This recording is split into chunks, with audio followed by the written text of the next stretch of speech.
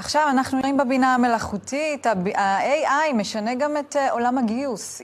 הבינה המלאכותית לא מקצרת תהליכים, מרחיבה את הגישה לטלנטים ומחדדת החלטות מבוססות דאטה, אבל בשוק תנודתי שבו פיטורים מתקיימים לצד התעוררות מחודשת ודרישות גבוהות יותר מצד חברות, מתברר שהטכנולוגיה לבדה לא מספיקה. תהליכי הגיוס הפכו מדויקים ומורכבים יותר, עם דגש גובר על התאמה אישית, חוסן ניהולי ויכולות בין אישיות.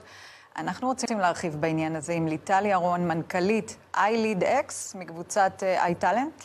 אהלן, שלום, בעל, מה שלומך? מה שלומך? מצוין. אז דיברנו פה על בינה מלאכותית ועל מקומה בארץ, עד כמה היא חזקה וכמה זה המהפכה שאנחנו נמצאים בה, זה העולם. אבל איתך אנחנו מדברים על כיוון אחר לגמרי. מסתבר שיש תחום אחד שבו לא כדאי להכניס את הבינה המלאכותית. אני אומרת שדווקא כדאי להכניס את הבינה המלאכותית. באיזה אופן? אני חושבת שהבינה המלאכותית משתלבת באופן מאוד מאוד היברידי עם עולם הגיוס. אוקיי, איך? הרי אנחנו שומעים AI בכל מקום, בכל דבר, בפרסומת של מקדונלדס שהראית מקודם, ועד גיוס טלנטים ומפתחים. ולמעשה, היום אנחנו מדברים על גיוס בכירים בהייטק. אני מנכ"לית של חברת iLeadX, ובעצם אנחנו משלבים את ה-AI גם בתהליכי הגיוס שלנו. זה עוזר לנו לקצר תהליכים ולפנות לסקיילים הרבה יותר גדולים של אקזקיוטיב, של בכירים וטלנטים. אבל השאלה אם היא מסייעת טוב גם בסינון המועמדים. זאת אומרת, כשאת רוצה לגייס מנהל, את תשתמשי באיזשהו אלגוריתם של בינה מלאכותית, זה יעזור לך? היום כמעט כל מערכות הגיוס, גם שלנו כחברה עצמאית וגם לינקדין, בו אנחנו משתמשים באלגוריתם שיש בו כמובן AI. אוקיי? ה-AI יכול לגרום לי להגדיל את הדאטה ולהביא לי הרבה יותר מועמדים ולנסות לאתר עבורי מועמדים שיש להם יכולות שאותם אני מבקשת עבור הארגונים שלהם אני מחפשת.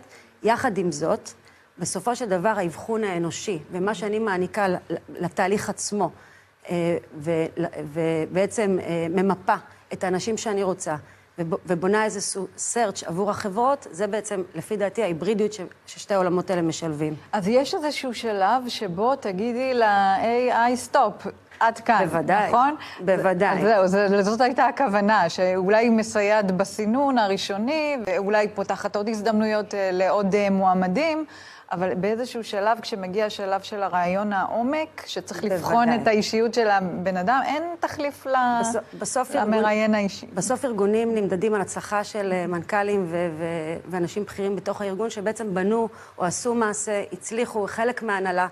ה-AI לא יכול לעזור לי להבחן, האם בזכות אותו אדם שגייסתי, המוצר הזה הצליח. מה שיצליח לעשות את זה אבחון אנושי, מעמיק, תהליך שאתה בונה יחד עם החברות, ובעצם בונה את המאפיינים של אותו אדם שאתה רוצה לגייס. אז ל-AI, עם כל הבינה המלאכותית, הוא עדיין לא מצליח לייצר את ה-EQ שבעצם אני מבקשת מהמועמדים שלי. כן, אז המגייס חייב בסופו של דבר להיות אנושי מגייס צריך להיות בסופו של דבר מנוסה, ואחד שיודע בעצם לדבר עם ארגונים ולהבין לאן המוצר הזה צריך ללכת, לאן התעשייה הזאת הולכת, לאן בעצם אתה לוקח, אני עובדת עם מנכ"לים וסמנכ"לים ומגייסת אותם. בסוף זה אנשים שמחר בבוקר מרימים ארגון, והם בעצם הקטר של ההייטק.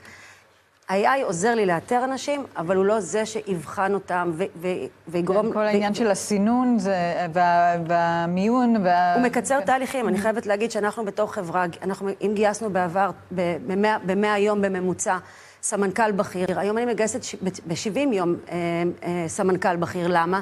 כי ה-AI עוזר לי בשלבים מסוימים בתוך התהליך. עדיין, אני נכנסת לתמונה. הוא עוזר לך בחשיפה למועמדים, מגדיל את מעגל המועמדים. אגב, היה גם עוזר למועמדים עצמם. זאת אומרת, היום אני מאוד מייעצת לאנשים, תעזרו בצ'אט ותבנו קורות חיים כמו שצריך. אבל עדיין, זה משאיר רק קורות חיים. את כל ההישגים האמיתיים והמרכיב האנושי, AI לא יודע לעשות. אז עדיין, גם הצד של המגויסים וגם הארגונים צריכים אותנו, צריכים בסופו של דבר את המגייסים, את ההד-אנטרים האלו, שבעצם יעזרו להם לתווך בין השניים. שאני מגייסת סמנכ"ל, הוא צריך אותי לשלבים של משא ומתן, הוא צריך אותי בעצם לבנות לו את האונבורדינג לתוך הארגון. את כל דבר הזה AI עדיין לא יודע לעשות. אז נכון, AI הוא כלי משמעותי בעולם. וכשאת מסתכלת קדימה, את חושבת שמתישהו AI AI כן ידע לעשות את הדברים האלה, או שעדיף להשאיר את זה בידיים אנושיות? מי חשב לפני 10 שנים מה היה ידע לעשות? אז להגיד מה יקרה בעוד 10 שנים, אני בטוחה שיש הרבה, אנחנו משקיעים הרבה בתחום הזה. כל מה שקשור בעניינים של אינטואיציה, ואת יודעת, ענייני מנהיגות, שבוודאי בודקים גם אצל מנהלים, תכונות ש-AI לא רואים כרגע איך הוא יודע לאתר אותם. אני יודעת שיש גם המון הטיות, הרי בסוף AI זה מכונה לומדת. בעצם יש הרבה חברות שבעצם רואות פרופיל מצוין, ובעצם המכונה הזאת יודעת להגיד, אוקיי, יש לבן אדם, זה את הרקע הנכון, את הלימודים הנכונים, את התעשיות הנכונות, את החברות הנכונות, אבל בסוף המכונה הזאת תלמד להביא רק את הפרופילים האלה.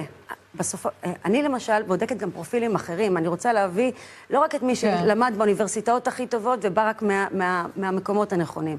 בסוף יש אנשים מאחורי הדבר הזה שלזכותם יש הרבה הצלחות שלא כתובים בקורות חיים או בכל דאטה אחר מתוך המכונה. אם אנחנו כבר מדברים על גיוס מנהלים ובכירים, אז עד כמה זה חשוב מבחינת החברה? וכמה טעות יכולה באמת לעלות ביוקר? טעות יכולה לעלות מעל 200% מערך הגיוס עצמו. היום המשכורות של בהייטק הן מאוד מאוד גבוהות, וכל טעות כזו, מעבר לזמן הגיוס ול-ROI שהשקיעו בתהליך עצמו של הבכיר, אם אתה מגייס המנכ"ל, ואנחנו נמצאים בתקופה אקוטית, אני חושבת, לתוך ארגונים, אחרי מלחמה ארוכה, אחרי תעשייה שבעצם עברה טלטלה, ואנחנו צריכים עכשיו את ההייטק, את החברות, בשיא ההצלחה שלהם, אתה לא יכול לעשות טעות גיוס. כי טעות גיוס לא רק תעלה לך בזמן הגיוס, היא תעלה לך לאורך זמן, במכונה שפשוט פחות תעבוד, ובחברה שפשוט לא תייצר את מה שרצית לעשות. וכל הכסף שזה שלב שהוא קריטי מבחינת החברות. ואני רואה את זה יותר ויותר בשנה האחרונה. היום התהליכים אמנם התקצרו בזמני הגיוס, אבל הם נעשו יותר מורכבים. מערבים הרבה יותר בכירים לראיין את אותו מועמד, הרבה יותר שלבים נכנסים לתוך מועמד, כי שום ארגון לא רוצה לעשות טעות של גיוס בתקופה הקריטית שאנחנו נמצאים. ואנחנו לקראת, אחרי רבעון, שאנחנו רואים צמיחה, אנחנו רואים איזושהי צמיחה בתעשייה. כן, תנסי רגע להמחיש לנו את היכולת שלכם לקבל גישה יותר רחבה למועמדים. בדרך כלל במשאבי אנוש פונים ישירות למועמדים פוטנציאליים, דרך לינקדין או דרך... אנחנו דרך לינקדין, וגם אנחנו פיתחנו מערכת מבית מבוססת AI, אנחנו עובדים עליה כבר כמעט שנתיים, יש לנו מוצר משלנו שקוראים לו קנדי, ובעצם עוזר לי ממש לאתר את הידע שאני מחפשת. אם למשל מנכ"ל פונה אליי בדרישה, אני צריך מישהו מעולמות ה-AI שיש לו PhD ותואר, המערכת עוזרת לי לעשות את זה, אבל אז למעשה אני עושה את המיפוי עצמו. אני בודקת מה החברות בעצם, מה הבן אדם עושה וייצר, איזה הצלחות. אני נעזרת בקשרים. זמננו תם והנקודה מאוד... אבל חשוב לי רק לציין שהרשתות והקשרים שאנחנו בתור הדאנטרים מפתחים בשנים האחרונות, עוזרים לנו גם להביא מועמדים וטלנטים טובים יותר, שאת זה ה-AI לא יודע לעשות. בסוף זה שילוב של הכל. כן, שילוב של הכל. ליטל ירון, מנכ"לית iLead X מקבוצת iTalent. תודה רבה, ענבל. תודה רבה לך. תודה לך.